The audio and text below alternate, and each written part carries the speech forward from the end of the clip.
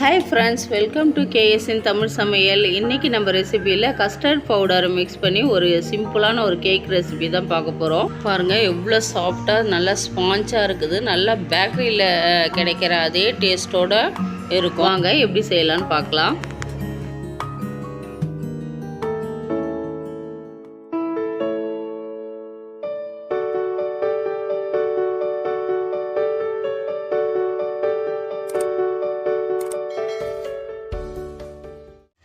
அதுக்கு ஒரு mixer jar எடுத்துக்கலாம்.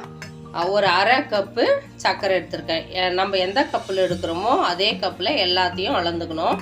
நான் இந்த கப்பில் அரை கப்பு சர்க்கரை எடுத்துக்கிறேன். இதை வந்து நைஸாக பொடியாக்கிக்கணும்.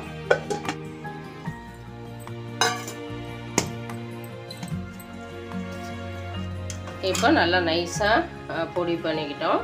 இப்போ சர்க்கரை பொடியாக இருந்தாக்கா நீங்கள் ஒரு கப்பு பவுடர் சுகராக எடுத்துக்கலாம். இப்போ இதில் அரை கப்பு ஆயில் ஊற்றிக்கணும். இப்போ நம்ம எந்த கப்பில் சுகர் எடுத்தோமோ அதே கப்பில் அரை கப்பு ஆயில். இது வந்து நல்லெண்ணெய், கடலெண்ணெய் அது மாதிரி எண்ணெய்களை எடுக்கக்கூடாது. வாசனை வராத எண்ணெயாக நீங்கள் எந்த எண்ணெய் ஒன்றாலும் எடுத்துக்கோங்க. ஸ்மெல்லு வந்தாக்கா அந்த ஆயில் ஸ்மெல் வரும் கேக்கில். இப்போ அந்த மிக்சர் ஜார்லேயே சேர்த்துடலாம் இந்த எண்ணெயை சேர்த்து. இப்போ இது ரெண்டுத்தையும் சேர்த்து நல்லா ஒரு 2 நிமிஷம் அரைச்சி எடுத்துக்கலாம். இப்போ இதை அரைச்சி எடுத்துட்டோம். பாருங்கள் எவ்வளோ நல்லா ஒரு க்ரீமியாக வந்துருக்குது. இப்போ இது இப்படியே இருக்கட்டும். இப்போ ஒரு பவுல் எடுத்துக்கலாம். அதில் இந்த கப்புலேயே 1.5 கப்பு மைதா மாவு அளந்து கொட்டி வச்சுருக்கேன். இப்போ இதில் 1 ஸ்பூன் பேக்கிங் பவுடர், ஒரு அரை ஸ்பூன் பேக்கிங் சோடா. நீங்கள் பேக்கிங் பவுடர் இல்லைனாக்கா பேக்கிங் சோடாவே 1 ஸ்பூனாக எடுத்துக்கோங்க. இப்போ இது எல்லாத்தையும் நல்லா மூணுத்தையும் நல்லா மிக்ஸ் பண்ணி விட்டுடலாம்.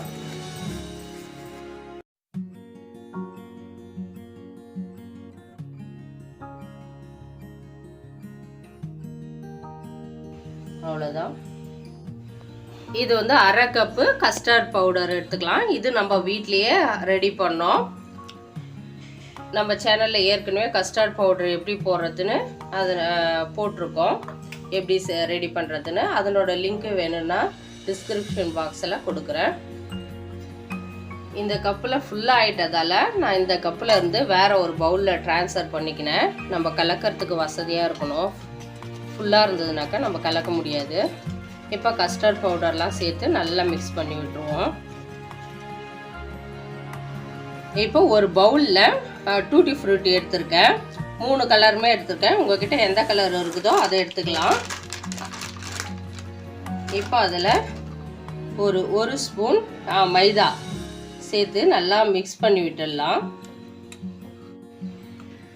நம்ம இந்த ப்ராசஸ் ஏன் பண்ணுறோம் அப்படின்னாக்கா, நம்ம அந்த கேக்கு கலவையில் நம்ம இதை போடும்போது அடியில் போய் தங்கிடும், ஒரே இடத்துல போய் தங்கிடும். இது மாதிரி பண்ணாக்கா அங்கங்கே நல்லா டூட்டி ஃப்ரூட்டி நல்லா அழகாக தெரியும்.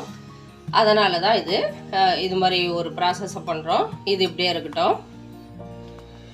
இப்போ நான் இதில் வந்து கஸ்டர்ட் பவுடர் போட்டிருக்கேன். உங்ககிட்ட கஸ்டர்ட் பவுடர் இல்லைனாக்கா அதுக்கு பதில் வந்து கார்ன்ஃப்ளவர் சேர்த்துக்கலாம், ஒரு அரை கப்பு.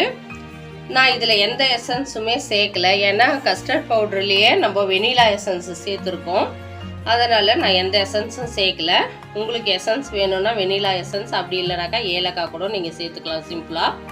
இப்போ வந்து நம்ம மிக்சர் ஜாரில் சர்க்கரையும் எண்ணெயும் அரைச்சி வச்சுருக்கோம், அதை சேர்த்துடலாம்.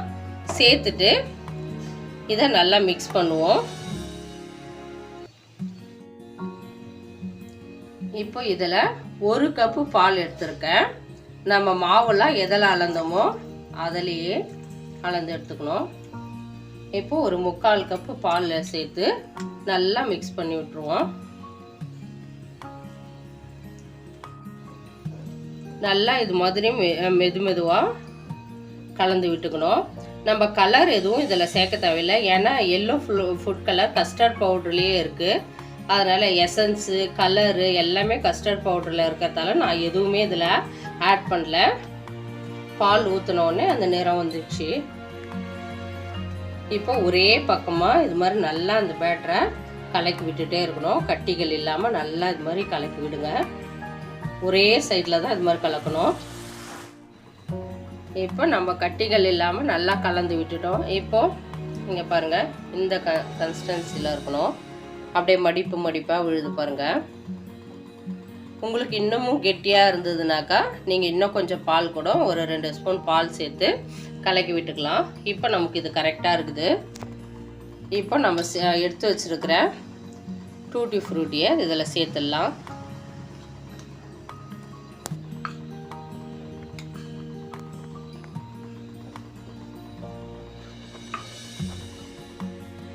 இப்போ டூட்டி ஃப்ரூட்டி போட்டோடனே ரொம்ப கிளறக்கூடாது.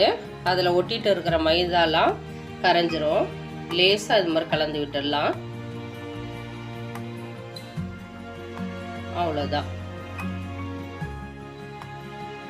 அவ்வளோதான், நல்லா மிக்ஸ் பண்ணி விட்டுட்டோம். இது இப்படியே இருக்கட்டும். ஒரு கேக்கு பேட்டர் ஊற்றுறதுக்கு நான் ஒரு பவுல் தான், ரவுண்டான ஒரு பவுல் எடுத்துருக்கேன். உங்ககிட்ட ட்ரே இருந்தாலும் எடுத்துக்கோங்க. 1 ஸ்பூன் ஆயில் விட்டுக்கலாம். 1 ஸ்பூன் ஆயில் விட்டுட்டு எல்லா இடமும் படுற மாதிரி நல்லா சைட்லலாம் கூட நல்லா தேய்ச்சி விட்டுடணும். நீங்கள் பட்டர் ஷீட் இருந்தாக்கா அதையும் யூஸ் பண்ணிக்கலாம். பட்டர் ஷீட் இல்லாதவங்களுக்கு நான் இது மாதிரி செய்து காமிக்கிறேன். ஆயில் எல்லா பகுதியும் படுற மாதிரி தடவியாச்சு. இப்போ ஒரு 2 ஸ்பூன் மைதா எடுத்துக்கலாம். இப்போ இதை எல்லா இடமும் படுற மாதிரி, இப்போ மைதா எல்லா இடமும் படுற மாதிரி நல்லா தட்டி விட்டாச்சு. மீதி இருந்ததுனாக்கா அதை கொட்டிடுங்க.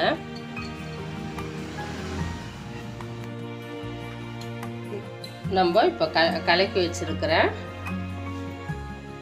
மாவை இதில் ஊற்றிடலாம். இப்போ ஊற்றிட்டு இது மாதிரி நல்லா தட்டி விட்டுடலாம். அப்போ தான் ஈவனாக மேலே மேடாக இல்லாமல் ஈவனாக பரவும். அவ்வளோதான். இப்போ நம்ம மாவுலாம் கலக்கும் போதே ஒரு வாணலில் வச்சு மணல் கொட்டி 10 நிமிஷம் லோ ஃப்ளேமில் ப்ரீ ஹீட் பண்ணி வச்சுருக்கிறேன். இதில் ஏதாவது ஒரு ஸ்டாண்டு வச்சுக்கோங்க. ஸ்டாண்ட் இல்லைனாக்கா ஒரு சின்னதாக ஒரு கிண்ணம் மாதிரி வச்சுக்கோங்க. ஏன்னா தூக்கெல்லாம் நிற்கிறதுக்காக தான். இப்போ இது மேலே நம்ம ஊற்றி வச்சிருக்கிற மாவை இதில் வச்சிடலாம். அவ்வளோதான். இப்போ மூடிட்டு லோ ஃப்ளேமில் 40லேருந்து 45 நிமிஷம் நல்லா மூடி வச்சுருக்கேன். நல்லா கவர் ஆகணும். வெளியில் காற்று போகாத மாதிரி ஃபுல் கவர் ஆகிருக்கணும். இப்போ இது 40லேருந்து 45 நிமிஷம் வரைக்கும் இருக்கட்டும். நடுவில் ஒரு முறை திறந்து பார்க்கலாம். இப்போ டைம் ஆயிடுச்சு, திறந்து பார்க்கலாம். இப்போ ஒரு 5 நிமிஷம் அப்படியே ஆறட்டுன்னு விட்டுட்டு இது மாதிரி சுற்றி கத்தியில் இப்படி குத்தி விட்டுக்கலாம். அப்போ தான் வந்து புடாமல் அழகாக வந்துடும் ரவுண்டாக. இப்படி சுற்றி பண்ணி விட்டுட்டு இப்போ ஒரு பிளேட் எடுத்து கவுத்துடலாம். இப்போ ஒரு பிளேட் போட்டு கவுத்துடலாம்.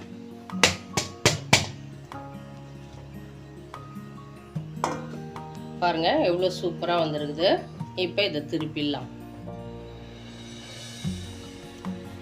பாருங்க எவ்வளோ சூப்பராக ஸ்பாஞ்சாக வந்துருக்குது. இப்போ கட் பண்ணி காமிக்கிறேன் பாருங்க.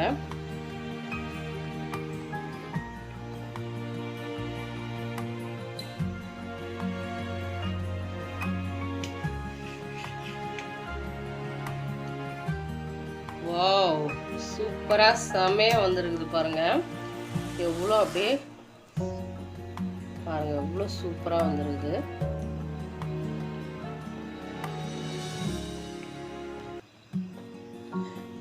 நீங்களும் அதே மாதிரி நான் சொன்ன அளவுகளோட செய்தீங்கன்னாக்கா கரெக்டாக வரும். நீங்கள் அடிகனமான பாத்திரம் எடுத்துக்கோங்க. அப்போ தான் வந்து கரெக்டாக தீயாமல் வரும். லேசான பாத்திரம் எடுக்கக்கூடாது. சொன்ன அளவுகளோட கரெக்டாக போட்டு ஒரு 5 நிமிஷம் முன்ன பின்ன ஆகலாம். நீங்கள் நடுவில் வந்து ஸ்போக் எடுத்து குத்தி பாருங்கள், வெந்துச்சான்னு பார்த்துட்டு எக்ஸ்ட்ரா டைம் ஆச்சுனாக்கா வச்சுக்குங்க. இந்த வீடியோ உங்களுக்கு பிடிச்சிருந்தாக்கா லைக் பண்ணுங்கள், கமெண்ட் பண்ணுங்கள். ஏற்கனவே நம்ம கேக் ரெசிபிலாம் நிறைய போட்டிருக்கோம். நம்ம சேனலுக்கு முதல் முறையாக வரீங்கனாக்கா சப்ஸ்கிரைப் பண்ணிக்கோங்க. தேங்க்ஸ் ஃபார் வாட்சிங்.